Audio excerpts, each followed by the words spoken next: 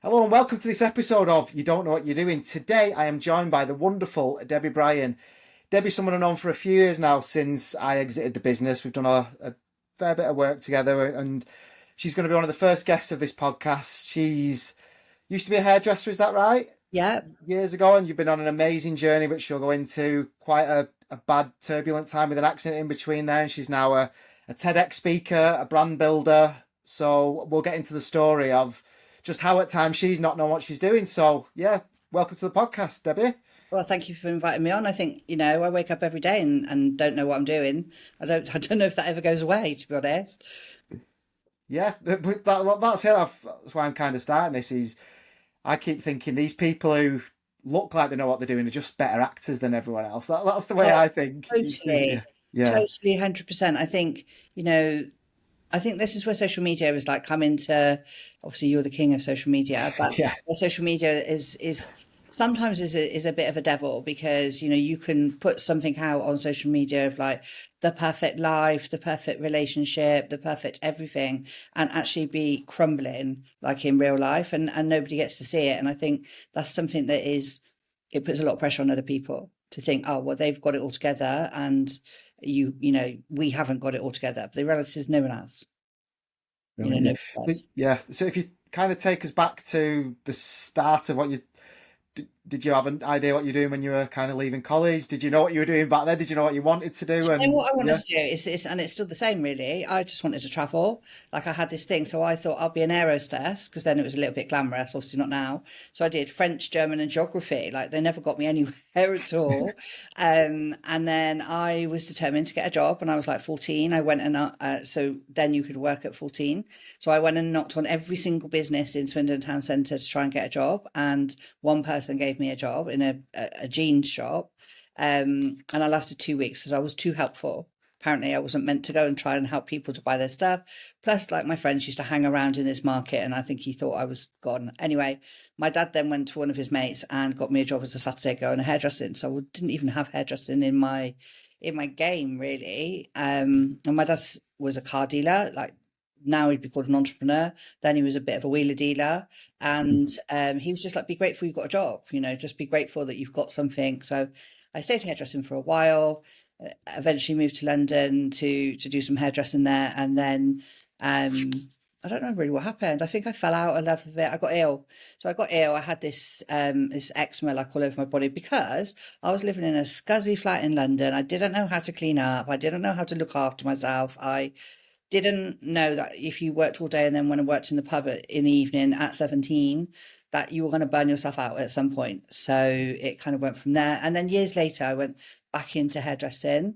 I went back into hairdressing with a business partner. We'd gone to look at a gym and they had a hair salon there. And they were like, "Do you want to take over the hair salon?" And so we were like, "Yeah, why not? Let's just open a hair salon." And then that lasted for a few years. And then my business partner came out of the business and I took over on my own. I did a big launch and then smashed my leg up literally 3 months later. So January 16 years ago, I had this car accident where I should have died. I took 2 steps and saved my own life. And then I thought I've got a broken leg and it'll just be 6 weeks and I can go back to work. And it turned out to be much more than that, much, much more than that. I didn't walk for 6 months. So it was kind of like, if I go back to not knowing what you're doing, I was actually working in travel when we opened the salon. So I was like, didn't have a client base, hadn't been hairdressing for quite a while. Having young children and hairdressing is difficult. So when I came into the salon, my business partner had only done hairdressing her whole life. So she had loads of clients. So I was completely the imposter. I was a travel agent that cut hair. And then a year later, I gave up my travel. And when I was like a hairdresser who talked about travel. So kind of like identity shifted into being the right person. And my salon was in a gym. It was in a version of Next Generation, which is by David Lloyd. So when I broke my leg, I couldn't walk for 6 months. So in terms of fitting into my lifestyle of a hair salon in a gym, I would go to body pump. I wasn't like fit, funny, but I couldn't walk. These guys, when you go out of them, they talk squat weights. They do press ups when they get drunk. Like you're unable to walk I couldn't put my foot on the ground. Didn't fit into my own life at all. Just didn't fit into my life. It was like, what the heck do I do? I've got nothing in common with these people. So no, Yes. So you said there at one point your business partner just left and you were left to, was it like carry on or pick up the pieces? Like how did you feel? How did you learn? Like how did you just get on with it kind of thing? Um, just no choice really. I suppose I'd kind Mhm. of invested. I'd come out of my sales job as a travel manager. It was like a home working team. Not like now, we didn't have webcams or anything. We just had like four different telephone lines. So I'd given that up to go into the hair salon. I left it. She had a different stage of her life. She'd recently got divorced, and so wanting to do other things, and I wanted to take the salon more and grow it. So we just agreed to disagree, really. It wasn't an Yeah. amicable breakup at all. Um, but so then I was like, okay, I'm left with the salon and I'm left with the startup debts that we had. Did a launch, sold memberships to fund my launch. I had no money. So I was like, I know, let's sell memberships to the hair salon, which was unheard of at the time. In that I just said to people, right, if you pay £99, I'll give you £150 worth of hairdressing. And I sold 30 of those. So that 3 grand paid for my refurb. And the funniest thing actually is I did a competition to rename. What she wouldn't let me keep was the name of the salon. So I was like, and this is a funny thing for branding, and where although I do branding, I don't have a value on the name of something, so it's a bit weird. But in terms of, I was like, I like the name of the salon, and I don't really care what it's going to be called now. I can't have what I wanted. I was a bit tantrumy. So I launched a competition to say you can win £350 worth of hairdressing if you do a name for the salon. And I'd be cutting people's hair and saying to, so have you entered the competition? And they're like, no, what's the competition? I say, it's you just got to name the salon. And the most common question I got back is, what's it called now? Like we spent so much money on branding. We had Yeah. signs, vinyls made up. There's a sign as you come in the door, and they'd be like, "What's it called now?" And I'm like, "You've been coming here for 3 years. What do you say when you get your haircut?" And they said, "Well, I get my haircut at the gym." Yeah, yeah, it's Like, interesting, isn't it? and I'd opened a small room at David Lloyd, and I'd called it DL Hairdressing, like David Lloyd Hairdressing. And actually, when I went and Googled salon at the gym, that came up top of Google, and I paid for nothing, literally come up.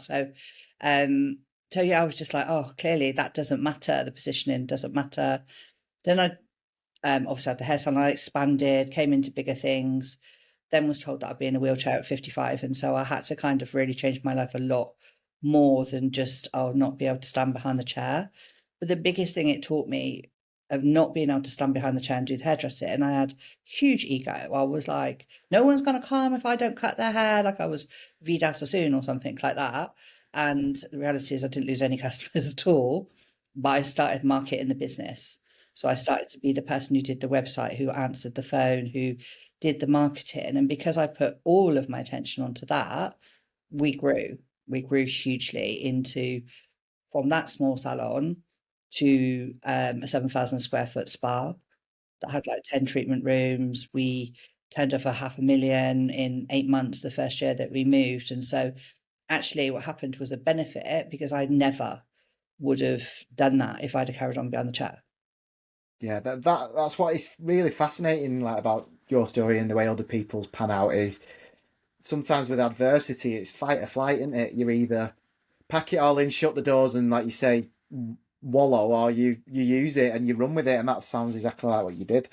I just couldn't believe, I couldn't believe when they're telling me I'm going to be in a wheelchair and I've got to give up my life. And I was like, don't be ridiculous, like I just need to do this. I need to. And I loved the environment that I worked in, I loved the people, I loved the hairdressing. But eventually I sold that spa, not for very much money, to be honest, just to get rid of it, because it was a lot of like wet towels, jacuzzi overflowing. And yeah, it wasn't fun. It was a massive building, but I had to have another operation. And the reality is the trauma of working and doing everything and managing children and not being able to walk for 6 months was much more than I anticipated. So when I had to have another operation, I was very much like, I don't think I can do that again. I don't know if But I can juggle that again. did you So say you had your children were young at the time with it? yeah, I think they were like, well, they were 13, 16 and 19 at the time. Yeah, So it's a still lot, like isn't it? school runs and still needing to go to football and all that sort of stuff. And I couldn't. I literally was non-weight bearing for 6 months. So that means you can't put your foot on the ground. this such. And I can remember getting taxis into the business, and I've got a heavy laptop bag on one side and handbag, and I'm on crutches, and the kit and the balance. I was terrible. I was a very impatient patient. But then when I let that business go, I was like, right, that's it. I'm going to recover. I'm going to have the time to recover. I had the money this time to be able to recover. And I was recovered in 2 months. It was a much quicker operation. And I was like, oh, okay. Now I'm bored. Now I don't know Yeah. what to do with myself because this retirement luck is rubbish. So I went to a friend who was doing fractional ownership and said, what you doing? What do you need some help with? And they wanted some help with the marketing. So that's when I came into more marketing and social media. Brilliant. Yeah. And then obviously, it goes from there. Yeah. But yeah. So, because we first met is because I think you was recommended to a friend about, because you'd done your TEDx and you're obviously assisting other people find out what their kind of TED talks are. So how did your public speaking, the TEDx come about then? Well, that's such a bizarre story, the TEDx, because I wasn't a speaker. I wasn't like I can talk till the cows come home, but in terms of going and standing on the stage, it was a different story. So I'd met, so I'd done the marketing stuff. I kind of taught myself social media, and I always felt like I didn't know what I was doing because I didn't understand the industry jargon. I didn't speak like the marketing agent, so I literally just thought I don't know what I'm doing. But I was generating these leads for fractional ownership and stuff, and so I went to a training day with a guy in Essex who was like, stay with the social media, and I kind of had a hankering for property. And then eventually a year after that went to one of his training courses and realized that actually it was called Rockstar Social, and it was like a 3-day social media implementation. And I ended up coaching people in the room and helping people in the room because it was quite a basic course. And I was like, okay. I'd been watching these people getting up and running events, and I think I always had a bit of a hankering when I was in the call center to be a trainer and that type of thing. And he was like, come and work with me and I'll make you a speaker. But what actually happened, and that time I was desperate, I was desperate for my life to change, know where I was going. I didn't have a salon anymore. I had no idea like where my life was going. I just was like, need to earn some money, need to have some validation. I'm now somebody who's still not properly mobile as I was. And so I was very, I had a persona of Debbie from Swindon. So I was very much like this middle-aged person in her 50s, a bit frumpy looking. And I went to the Docklands to his event, and he was like, come and help me to run this social media event. And it was all implementation. So people would come with their laptops, teach them what to do, and then we do it. So there was never like learn the course and then go home. It was like you did it there.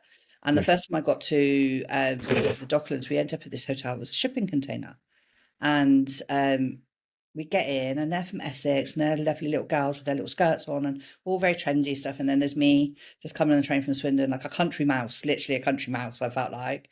And we get there, and because it's a shipping container, what nobody knew is that it would be continental plugs. Oh no. Yeah.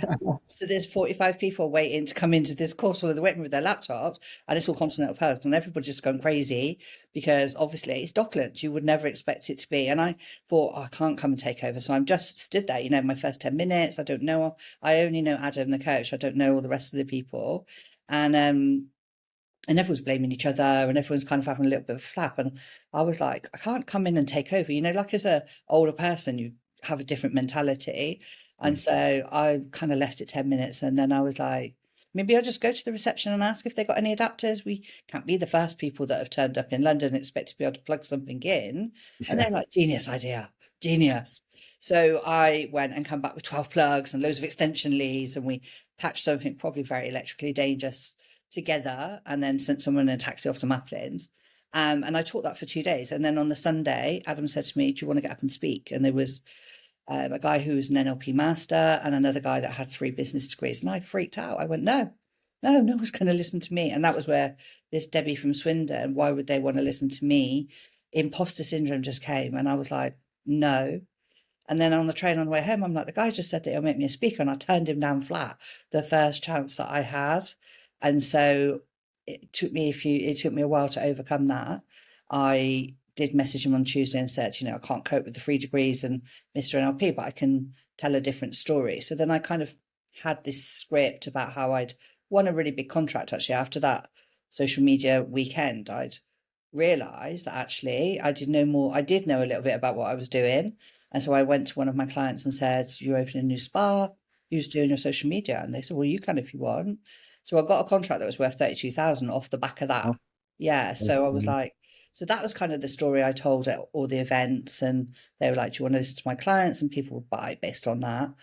But I never really spoke about me. So I was like, still had this, who's going to want to listen to the actual real me? These guys are talking about millions and how they've done this, that, and the other. And there's no value to what I've got to talk about. Like, that was my thing. I was just felt like there was no value. I could be helping with the training and stuff, but there wasn't. And then I eventually decided that I didn't want to be in that community, no particular reason, but I wanted to try and set up a community of my own. And alongside there, I had signed up for this bike ride in India. So I had this thing that they told me that I'd be in a wheelchair at 55. And I think that clock was ticking somewhere in my head subconsciously. And my friend said to me, do you want to do this? And she sent me a link to cycle around India, 370 kilometers. And I was like, yeah, why not? Use it before you lose it. So before I can't do anything with the legs, let's have an adventure. Paid 500 quid, sent the thing off. And I said to my husband, I'm going to cycle India. He said, who with? And I was like, oh, clearly not you then. You're not coming. And we were away for 12 days. So I was like 370 kilometers, 12 days. Yeah, that's about 25 a day. Of course, it wasn't, was it? When I read the itinerary, you cycle for 5 days. All the rest of it was travel days. And so I was like, what am I going to do? I can't cycle. I'd not ridden a bike for 5 years, 10 years before the accident. So I was like, okay. And then we started doing a little bit of training. And then I was just saying to people that I was doing it, got invited onto the radio station to talk about this and maybe do some fundraising. And people loved that story. They loved this story of the bike ride and being told that I couldn't walk. And that's kind of where my speaking actually began. It was something that was a real person thing. And I was still like, well, I just did what anybody else would do. I haven't done anything special. But it turned out people thought it was a bit more special than I did. And so realistically, that's the story that I use in my TEDx. But the TEDx was a shortcut. It was a shortcut from, how do I explain it? So I wanted to be a speaker. I'd realised that people like this story and that I didn't need to be the millionaire. So I started talking and going on podcasts and people were loving it. And then I went and saw some people who were speakers, like getting paid to speak. That's the Holy Grail, right? Getting paid to speak. And I was like, how did you do it? How did you do this? So one said, well, I spent 5 years going around the country, traveling to all these events that I wanted to speak at. And if the speaker didn't turn up, I was the right man at the right time. And I was like, okay, well, that's a lot. And I'm old. I haven't got time for that. And then I spoke to another one and he was like, well, go and talk to the WI and the schools and the colleges and they'll be horrible to you. And after about a year, they might pay you, and get a show reel. So I was like, okay, I don't really like either of those two ideas. In the game of life that is I compare to a snakes and ladders board, I'm looking for my ladder. I'm like, what's going to shoot me further up? And so I decided the TEDx was going to do that. So I applied for the TEDx on a whim, very much was like, okay, I'm going to apply for this one. And basically told myself off. I was like, saw the application form, was overthinking it like we all do. And then just said to myself, Deb, do you know what? If you don't fill the form in, it's a definite no. And you can turn that no into a maybe by just filling the form in. So that's kind of how that went realistically. And I got a yes. Right, so, yeah, it's one of like, say, if you don't, well, I love football. If you don't shoot, you don't score, kind of thing, do you? So, but I think so many people do that. So many people, and the theme of this podcast, this is what I love about this podcast, is that we're all waiting to be perfect to then do it. We're all like, okay, I'm not ready. I mean, I'm running a TEDx event in Swindon next year, and the amount of people that the licensee is said, it might be an opportunity for you to speak, and they haven't taken it up. And you and I know how desperate people are for a TEDx place, and these people have been offered on a plate. I know, been offered on a plate, and I'm not the final decision. You can apply, but I'm not the final decision maker, so I can't influence it. But they've been like, well, I'm not quite ready for it, and I'm like, I know people who've applied 300 times over 3 years to get it, and these people are like, oh, well, that's something I want to do, but maybe in 10 years' time, it's on my bucket list. I'm waiting to be the person that deserves that. And that's a big thing that I learned really just this year, is this whole, we spend our whole, and that's where kind of like the speaker coaching has gone into brand identity, is we have this thing where we're waiting to be ready, or we're waiting to be, when you go like, when I'm thin or when I'm rich, my life will start. And people are going, well, when I'm something else, I suppose I was, the Debbie from Swindon was waiting to be somebody worthy of listening to. And instead I just went, okay, I'm just going to talk. And if you listen, you're great. And if you're not, then I'm stood in an empty room type thing. It's a little bit like with this podcast. I've had this idea for months, and I've been trying to. I've got quotes to do it in studios, to speaking to different people to try and get. And in the end, I just do it. Like a friend of mine just went, just do it. Like film a few, do it remote. I was like, oh yeah, yeah. So like you say, you can't sit But and I wait see for it it to be so many brought to you. times, and especially since after my TEDx people. So I went from business coaching, business consultancy, which is very business development, very behind the scenes, to being a lot more visible myself, a lot more on podcasts and talking and speaking and have an opinion. And that's vulnerable when you're out there having an opinion, especially when, like me, I'm speaking about my life. I'm not achieved trillions and trillions of pounds and all that sort of stuff. So it's like, what value are you bringing to the conversation? But so many people then approached me and said, oh, can you help me to do a TEDx? And that's how we met. But then they would go, I'm not quite ready. It's on my bucket list. It's something I need to do in 10 years. And I'm like, look, if I can do it, anybody can do it, because I am just a normal person. But I think that's you've applied and you've got it, and that means something. Like when you talk about one of the drivers for this podcast is the industry is just full of people trying to pretend that they know everything. And I get at least one a week inbox of, oh, we can get you a TEDx, we can get you a TEDx. And you look into them and you reply, and you can't, because it doesn't work like that. Like, No, so it's again, but it's them trying to pretend that they know exactly what they're doing and they're not, or if they are, there's I something can not tell right. you. I can tell you things that the TED don't look, we have a set of guidelines. Yeah. So being on the TEDx stage to organise an event, the guidelines that we have in terms of what can happen and what you can't talk about and stuff like that, there's a whole website on it, and there's even an AI where we can put the ideas in, it'll come back and go, no, you can't do that, or yes, you can, and which is quite interesting. The AI is helping on the speaking. I think the biggest thing with TEDx or with any speaking is this identity, this whole being the person that you need to be, or the person that you're waiting to be. People are holding themselves back because they're waiting to be perfect, Mm. Yeah. and that's what appealed to me for this, because we don't know what we're doing. Like, we really don't. I spoke at Oxford University. One of my friends has got a TV company called Blue Talks, which is Business Life Universe. And that's the antidote to TED, because that's the stuff that you can't talk about on TED. So he came to Oxford and was filming. And as a result of my accident, shoes are like the gravestone of my life, right? I can no longer wear high heels. And I've even got to the stage where half the time I just wear trainers because that's the most comfortable thing. And I was being filmed at Oxford, and I was talking about this whole being the real you, the real authentic you. And I was in the hotel, and I was so excited that I was going to wear shoes. Like, I had these loafers. So then I've been there, it was a 2-day event. In the morning, I get my shoes out and lay all my stuff out on the bed before I get the shower, and realise that I've bought two left shoes, not a matching set. And I was like, no, I'm so excited that I'm going to be filmed with shoes on, and I've got two loafers, and I must have got them out in the dark the day before, thinking that's amazing. My shoe cupboard's a mess. I just happened to pick one loafer out and then pick another, thinking, well, that's brilliant. They were both on the top of the pile. No, they weren't. They were completely different.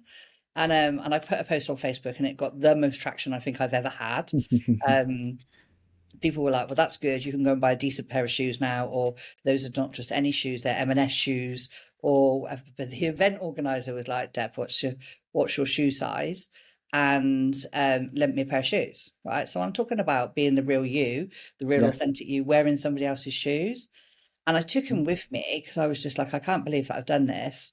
And then right at the end, I was like, do you know what? If you think that everybody's got it together, this is the reality. And I held my little shoes up and was like, this is the reality of what I did. You think that I've got this together? And my shoes were the star of the day. Like Yeah. literally, the company was back at Oxford, and I just got a message from Heidi, the event organizer, the other day saying, oh my God, I was thinking about you when I was at Oxford and those shoes. So, like, what am I going to do? Am I going to go, okay, I can't go on because I haven't got the right shoes? Am I Yeah. going to go, okay, let's make this, I knew I had like a couple of minutes left at the end of the 20 minutes, and I was like, I'd put the shoes underneath the podium, and I was like, if there's time, it'll come in. But the reality is what I was talking about then, and this is probably 2, 3 years ago, is that, everyone's kind of fake it till you make it. Yeah. We know the property developers that are teaching property out there can't pay their kids' school fees. The relationship coach who's having an affair, or Yeah. Yeah. I mean, they're all out there. The person who's telling you that they've made millions and stuff like that, and they're selling a course for 47 quid. Mm, yeah. If you look hard enough, you'll see that there's a what's the word? I want to say anti-synchronicity, but that's not. There's a disparity between what you're seeing and the energy that's coming off of them. Yeah. Yeah. It's like it comes down to a lot of, like you say, with celebrities and stuff like that, isn't it? When it says never meet your idols, and every now and again it's fine. You have a selfie, but you'll meet someone and you think you're not a nice person, yet you're one No, of the best actors I've ever watched in a Netflix program, and you meet them and they're asses. So yeah, yeah. it's just, but I see it on social media. I don't know if I just become more attuned to it because I'm very much about when I stopped the whole Debbie from Swindon, I'm like, I'm just me, and I'm not going to pretend to be anybody else. I'm not going to pretend that I am a property guru. I'm not going to pretend I'm just like, what I can do for you is find your story, like your true story, and help you to put that story out so that you start to attract the people that you want to work with. Half these people, what was the saying? There's a saying, it's like I used it a couple of times, was like, be the honey and not the bee, right? Yeah. So be the person that's, attracted to. And someone said to me, but if you're not the true you, then you're attracting the wrong bees. Yeah. Yeah. And I was like, do you know what? There are times when I've worked with people and I've had to fire them because they've been the wrong attraction. It's been like you go, well, I'm just going to work with this person, and you bend yourself into something different, not the real you, pretend that you know what you're doing, and you're attracting people that are really hard work to work with because actually you're not really, there's no synchronicity. You're not really a good match. You just pretended to be a match. And that's It's what I'm seeing everywhere.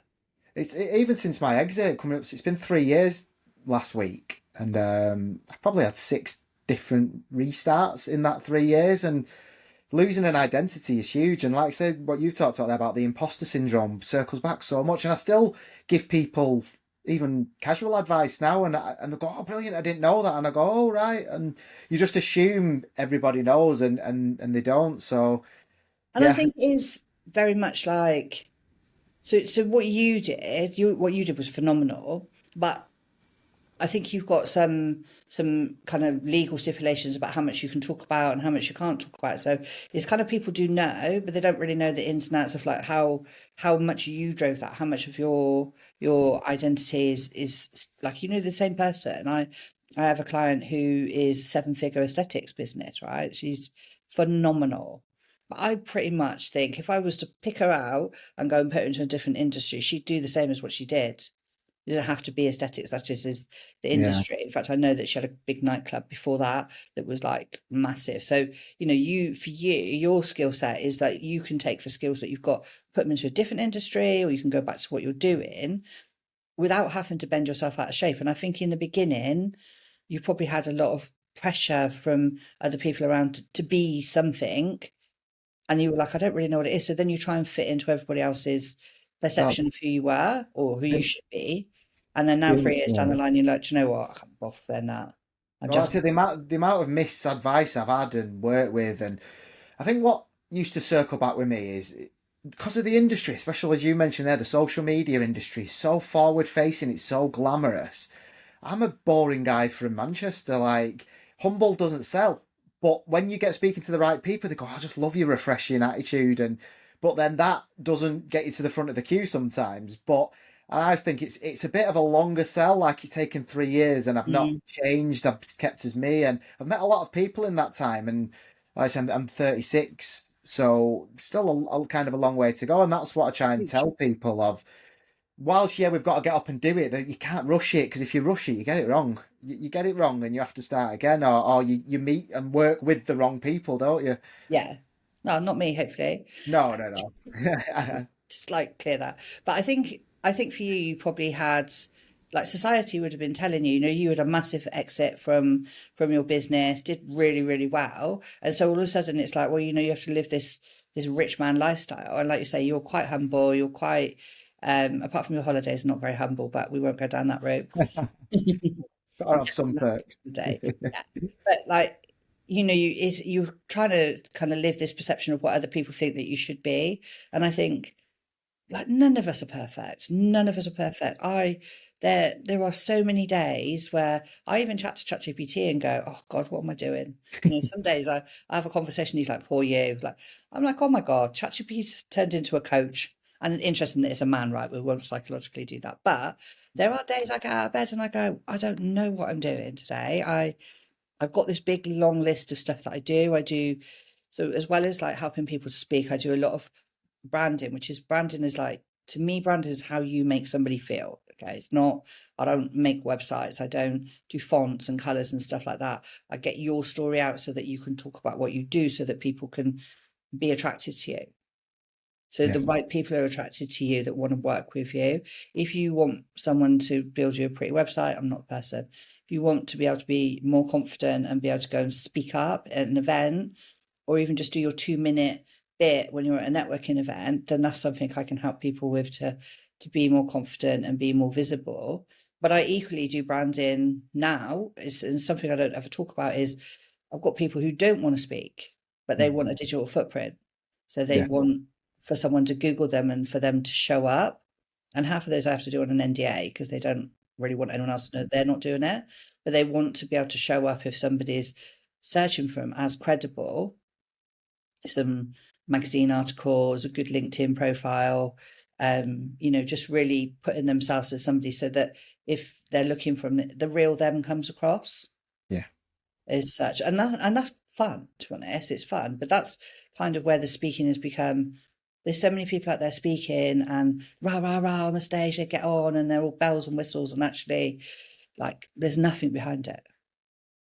I saw a professional paid speaker hump a chair a few months ago, Oh, okay. and I don't want to say You much want more in? because it'll be pretty obvious who it is if I carry. I can tell you offline, but Tell me like you say, afterwards. I'm intrigued.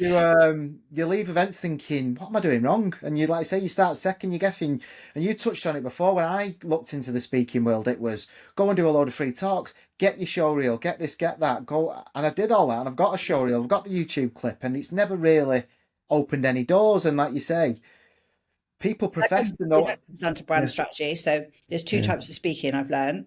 One is like big round of applause when you get off the stage. We've both done that. yeah, Get off the stage and I was like, oh my God, I love you and stuff like that, but nothing really happens. yeah, Or there's a stand of speaking, and if you pay to speak, are paid speaking, whatever, that has the next logical step is for somebody to do something with you. And that's the evolution that I teach, is that what's the next logical step for somebody to do is to then either work with you or buy your product or do something. The speak on the stage and get a great round of applause is just, it's lovely, I, it's lovely, but it yeah. doesn't go to business. I always compare that to after done it for a few months. I was doing another one. My wife went, "What are you getting out of this? Because you're not Yeah. being paid and you're not getting any business from it." And I was like, "Yeah," and it was like I'm like fishing in a pond without any bait, without Yeah. a worm on the hook, and I'm just talking to the fish, going, "You all right? You having a good day?" And the fish are like, "Yeah, we're sound, thanks." And I go, "All right, Yeah. see you later." And you They walk just off, and the a fish, little yeah. hint at you, and you're like, "Oh, I feel really good. They love me." I've not caught any fish. Yeah, I'm not bringing on the bacon. because you didn't put any bait on your Yeah, hook, probably. So it is, and it's not about manipulating people. It's just about going, "This is who I am. This is what I stand for." If you want to have a credible presence and you want to understand, I mean, I've got so I have a membership, a diamond membership, which is a room for women who want to be able to show up, want to have that identity, and want to step into this person they want to be. And I have a lady who I spoke in New York, and I met her then, and she came on. I met her again a couple of months ago, and she's like, "Oh, I don't have that next thing." And she's like, I'm like, but your next thing doesn't have to necessarily be a course or whatever. If you want to make some money out of it, obviously it needs to be. But your next thing, I mean, when I actually went deep with her, she had phenomenal life story, but also she was a nurse and she went out to like war. So she would go out to say Kosovo or something and work, and she'd had these experiences of speaking to or working with people where women aren't given a voice, they're not valued. And so she's like, we just told them these 5 things that they have to say, or the 5 questions they need to ask to be seen and be heard. And I'm like, then that's your next thing. Like, build that into your next thing, and then go and talk in schools and colleges and universities to the girls there that aren't spoken. And all of a sudden, you have a next thing. Do you know what I mean? You have something that's really valuable, but there's a saying that you can't see the label when you're inside the jar. And I suppose I help you to read the label. Yeah. And I think, like I say, what I've come to learn is as well, more and more people you speak to, is sometimes as humans we're always wanting more, but sometimes you can just have a period of just being, Yeah, just enjoy what you're doing. You don't always have to be chasing that extra. But I think that, again, the social pressures, the industry pressures are, you need to be a serial entrepreneur, you need to have 10 business. Oh, I've sold one, you need another. But it don't. shouldn't, you don't. And then because I always look at my local chippy, he's a guy called Alan. He's had that same chippy for 30 years now, and he opens 3 nights a week. He doesn't even have Uber Eats. He doesn't have card payments, but he's happy, and he's been Yeah. happy doing that and he's not gone and bought 6 chippies, put it on Just Eat and everything. So he's happy being, and like sometimes I think we've got to respect that. Like, and it I happens in think it's, industry, doesn't it? yeah, and Yeah, also I think it's what's success to you. What is the yeah, value? So when I still was in the hair salon, when I first went on my own, I opened 3 more. So there was a Nuffield gym. I opened a room there. I expanded to another side of Swindon and opened one there. And then obviously I still had the David Lloyd one. So I ended up with 4 little pop-ups. And to be honest, because I wasn't hairdressing, and I suppose I didn't manage it very well, but I spent half my time running around giving them supplies. They're like, oh, we've run out of this, we've run out of that. And it didn't make me 4 times the amount of money. no, It never does. It never does. I managed photo studios in Cheltenham. We had a great photo studio. I did makeover photo, making lots of money. So then we opened another one in the basement, and even that didn't replica. So it doesn't. It's like, what is yeah. success to you? Success to me is helping people, giving a service, being able to have a balanced life. Travel for me. If I could speak around the world, that's it. I'd be happy. Still want to be the aero look. But that, like say, when you talk about the way it's spanned, though, like you were running, chasing your tail, you were happy, but on paper, you could have spoke to someone and said, I own 5 hair Yeah, salons, I own, and it's like, what the hell, you're crushing it, Debbie. And it's like, I was just underneath, no, I'm glorified not. private. Yeah, and Yeah. it was, and even when I had the spa, I had £1 million spa. I rented this building. I didn't build it. They spent £1 million kitting it out. It was the house that Jack built. Everything fell apart. Door handles come off in your hands. The jacuzzi overflowed. But it was impressive when you come in 7,000 square feet from a one room in a thing. But we turned over loads of money. We did loads of Groupons. We were full 6 months in advance. But it was really, really hard work.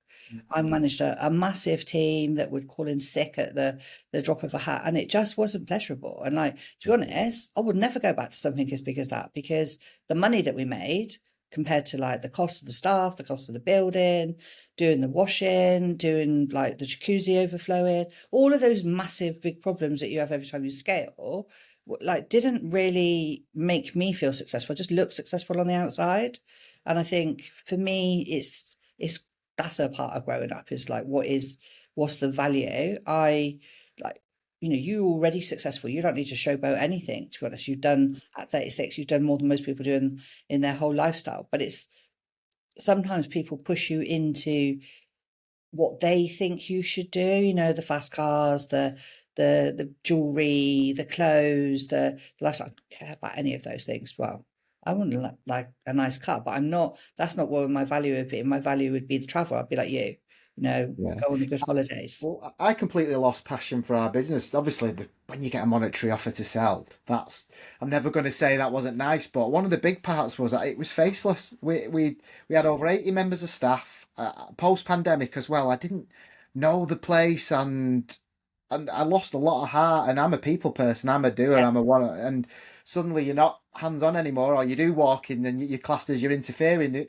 The owner wants his team to, so it just got too big. And you can And look also, back and say, was I happier with a team of 10 or was I happier with a team of 80? And I know what my answer is, and but yeah, you can't hold businesses back maybe for sometimes. You you, just as I say, you had a really successful exit, but even if you was to go and replicate that now, like times change, social media is different, everything yeah. moves in a different way. Would you ever build back up to that team of 80? Well, probably not because of my personal circumstance. Like when, yeah, when you were building, it was just constant building, building, growth, growth, growth. But as you say, looking back now, every again, it's taken 3 years. Every endeavor I'm doing now is just making sure it still fits around my life. I've got two young kids still, and that's what it was all for in the first place. And you can lose sight of that. So But I think that's our um, culture. Our culture is that yeah, we need to suffer to be successful.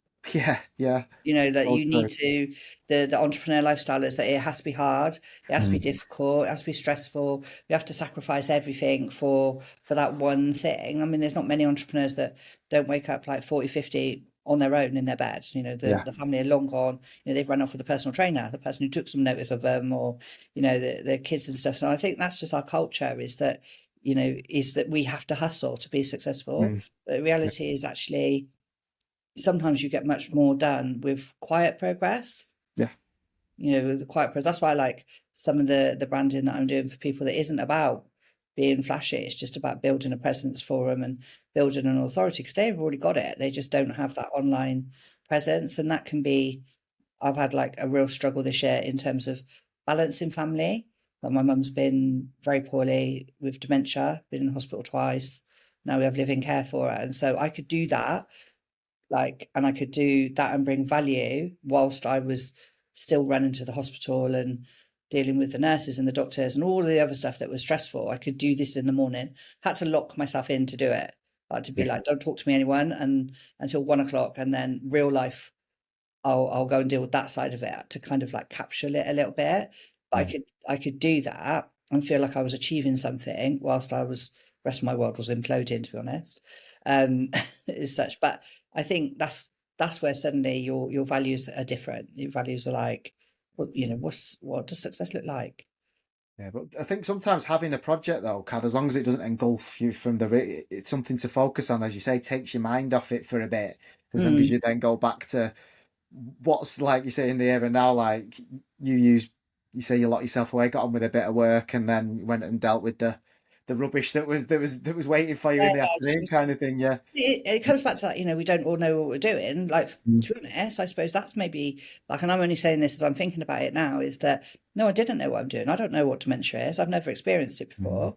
I don't understand all the what happens and the social services and the teams and all the doctors and all that sort of stuff. I didn't understand what, like, and I still don't understand what's going on. I still don't really get that.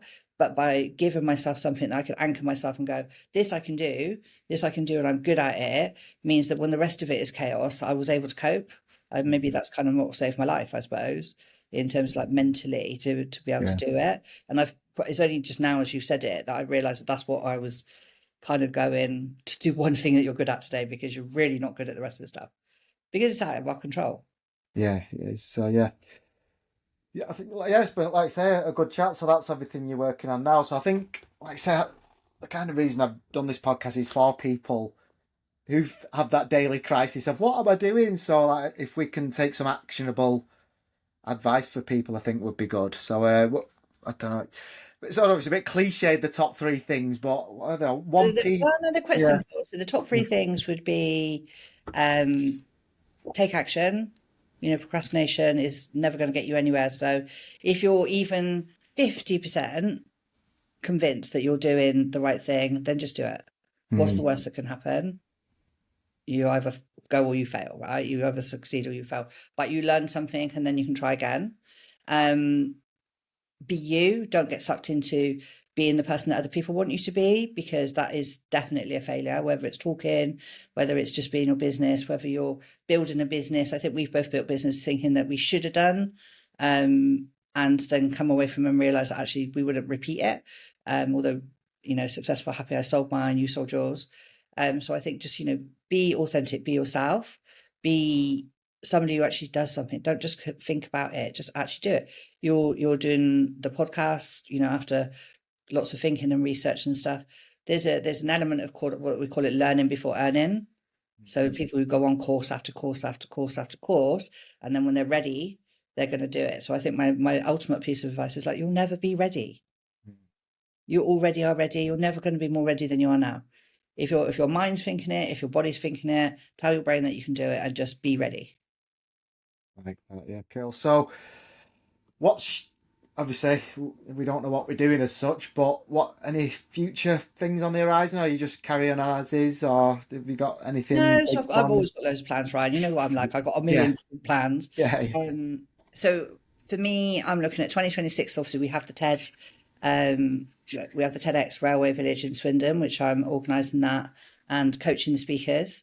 So that's quite interesting. I am looking to do more speaking and more workshops in corporates. So not away from entrepreneurs, but kind of building on this branding, this identity of who you are and who you're waiting to be, that gap there.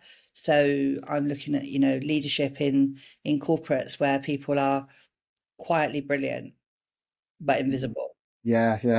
But there's a lot of And people like that in industry, isn't there? yeah, and it's, I love the saying, don't be a best kept secret, but a lot of people are, we've all been best kept secrets at some point. So that's kind of where the branding, the identity, the speakings, it's not per se of teach, we can all go and stand on the stage and speak. Most people don't think they deserve to go on the stage.